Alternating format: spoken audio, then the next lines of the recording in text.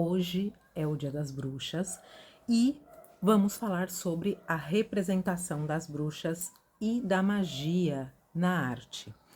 Eu já falei aqui sobre a feiticeira do surrealismo, a Remédios Varo, sobre a bruxa do surrealismo, a Leonora Carrington, e elas são chamadas dessa forma, enfim, porque elas são sensacionais, não é nada pejorativo, elas eram amigas, inclusive. E hoje a gente vai se aprofundar um pouquinho mais. Bom, não existe um consenso sobre a origem do termo bruxa, tá? Uma das últimas teorias que pode derivar do verbo bruciare, em italiano, que significa queimar, arder. Tanto que existe a expressão bruciare di febbre, em italiano, que é arder de febre. Mas o que a gente pode discutir é mais ou menos o início da ideia da existência das bruxas, do conceito de bruxa.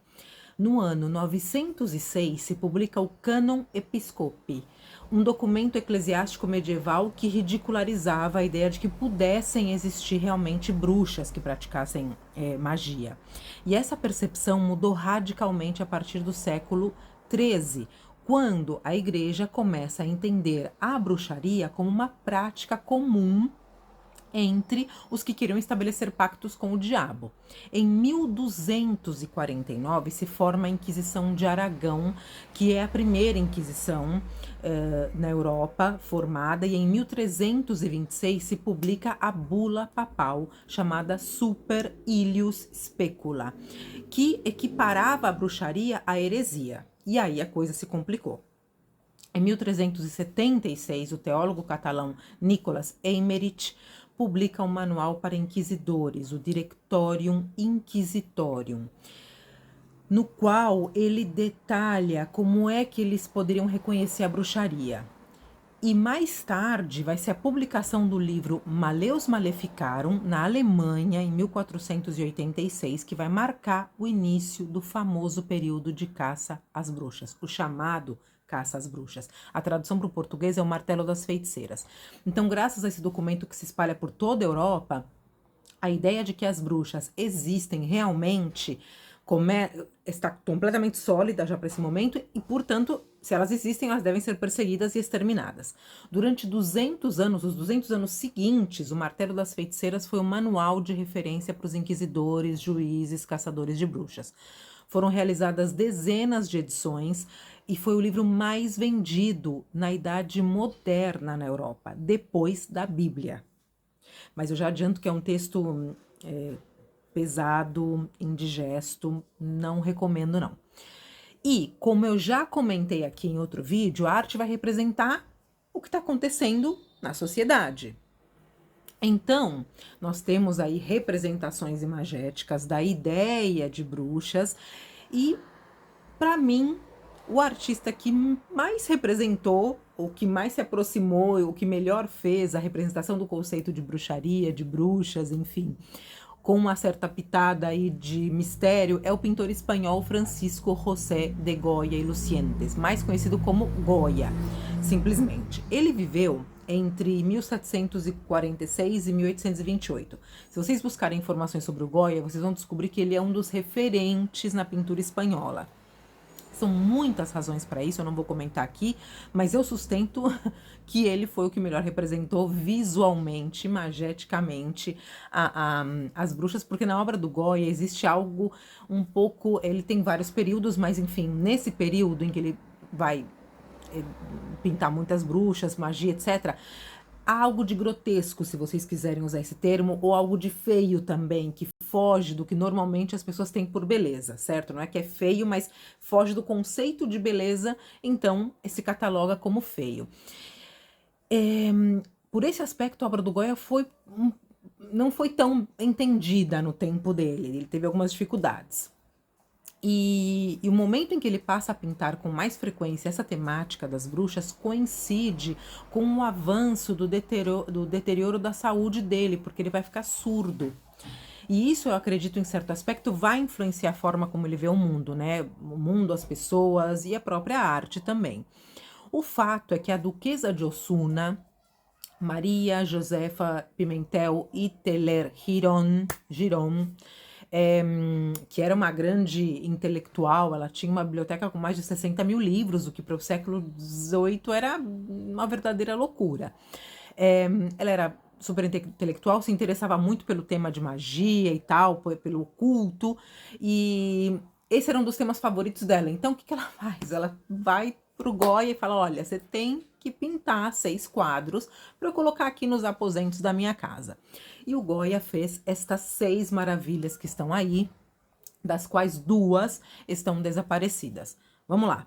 Dessa série de 6 quadros, 2 encontram-se no Museu Lázaro Gaudiano, em Madrid, que são El Conjuro, o Feitiço, e El Aquelarre, também conhecido como Sabá das Bruxas.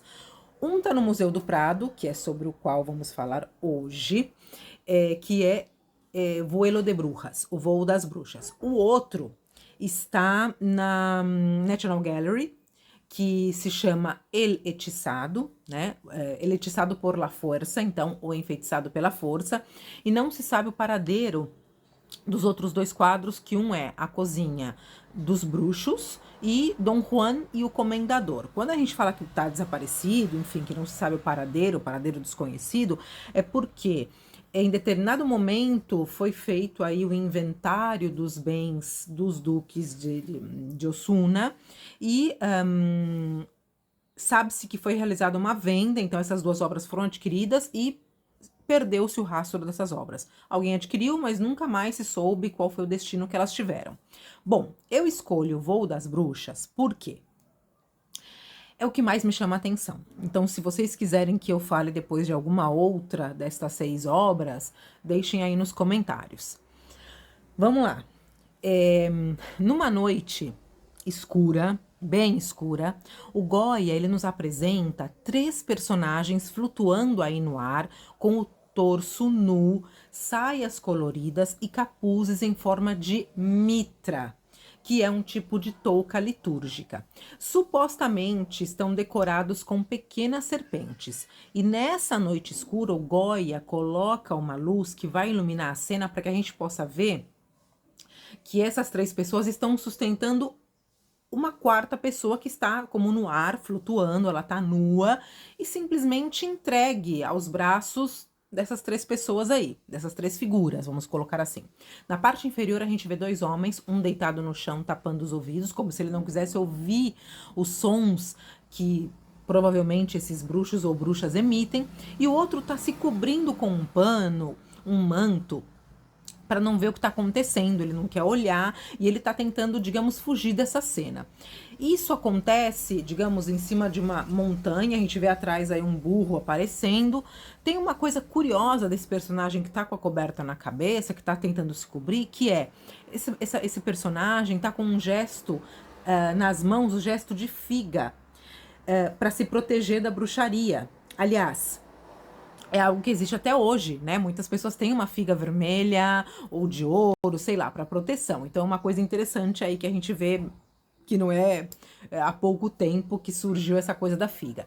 Quando esse quadro entra para a coleção do Museu do Prado em Madrid, ele passa por estudos, por raio-x, etc. E isso revela algumas coisas interessantes, algumas mudanças que o Goya fez durante a confecção da obra. E uma delas foi os chapéus. Esses capuzes aí que as nossas bruxas têm na cabeça. Primeiro, dizia-se que o desenho que ilustra esses chapéus era um fogo, mas depois descobriram que eram cobras, serpentes. A gente vê uma abertura também na parte superior desse capuz, então não é um capuz, um chapéu em forma de funil, tá? Na verdade, esse acessório é tipicamente usado na religião católica, por bispos ou pelo próprio Papa, vejam só. E agora, a roupa das bruxas. Por que essas saias não são qualquer coisa? Veja, Goya já havia usado essa vestimenta para ilustrar outras obras na Basílica do Pilar, em Zaragoza.